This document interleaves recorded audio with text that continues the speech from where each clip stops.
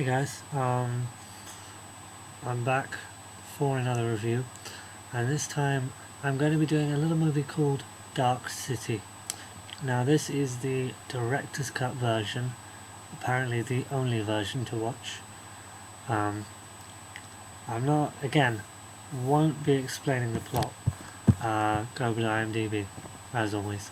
Basically, what was it about this movie I loved? Oh, it was just. It was one big mystery. Well, it started off as one big mystery. It was like a dark kind of 50s noir thing with like sci-fi thrown in, and then this mystery starts to unravel and unravel, and the pieces of the film start together. And if you've seen it, you know what I'm talking about. Um, I like the way the film is set up. The way you're just, well, it's not really a setup, to be honest. You're just kind of thrown into it. It has all these kind of interesting characters, and you don't really, I wouldn't say you get the time to know them at first. They don't set up who they are. It kind of, you get to know them as the story goes along. Um, it really is quite an interesting film, and it's one that's really just very compelling to watch. Literally, I was like, I think I was curious about who an actor was in it or something, and I wanted to look it up on IMDb, and I was like, I don't want to stop this movie. This is fucking awesome. Like, I was so curious as to what was going on. I really like the guy in it. Oh, the police officer. Uh, he reminds me very of this. I feel like the character is like written in a very subtle way, and he kind of underplays that in a good way. Um, he seems like a very angry person, but at the same time very calm and knows what he's about. Admittedly, the movie does start off kind of slow, but I think, from a first-time viewer's point of view, it works to the movie's effect. I'm not sure how that would hold up on repeat viewings, whether it would stay compelling, or whether it wouldn't do the trick. I'm not really sure. I probably will get it on DVD at some point because I downloaded it. So yeah, it was, and I don't know, it's just such an intriguing film, and I don't think I've really seen anything like it. The mysteries behind what were going on were just really, really cool.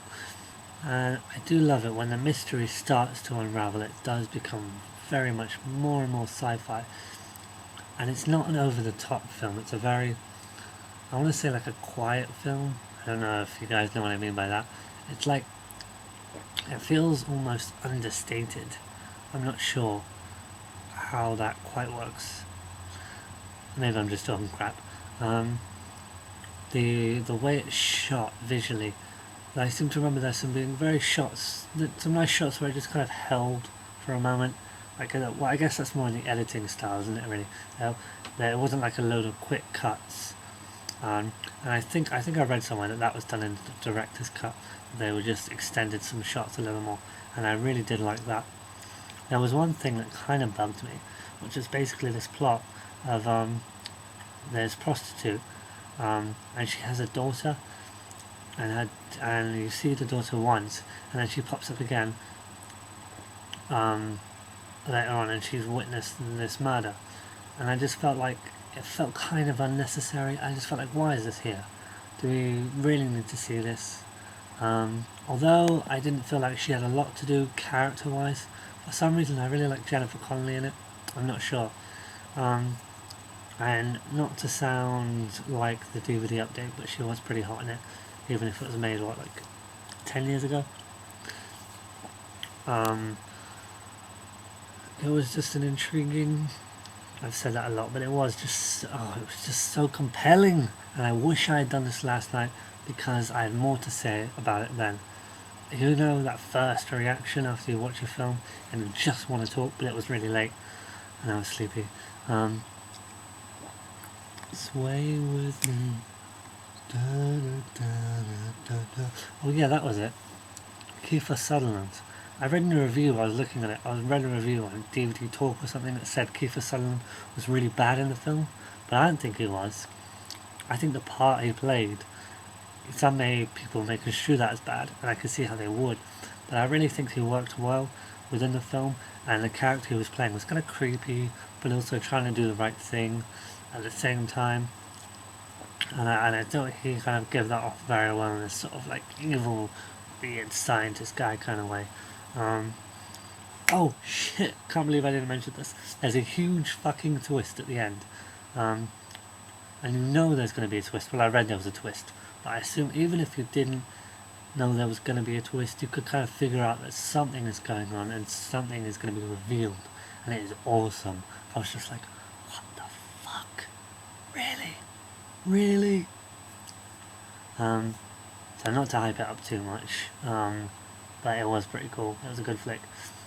There were some things I had wrong with it, plot lines that didn't feel like they had to be there, and some characters and some things I wish had been explored a bit more, like when you find out who the gentleman characters, I guess I'm calling them because they look like the gentlemen out of Buffy, when you find out who they really are, I wish we could have just explored that a bit much, and maybe another plot line I don't want to mention without giving anything away. So, on the whole, I would probably give this like an 8 out of 10 because I did really love it and I was really captivated by the film, but it wasn't without its flaws. And it might be a little too slow for some at first, but once you get into it, and even that slow part really had me. I was like, what's going on? What's going on? What's going on? So yeah, thanks for listening to my review, watching it preferably. Hopefully you haven't flicked over some of the browser and just listened like I sometimes do. Okay, I'm rambling now.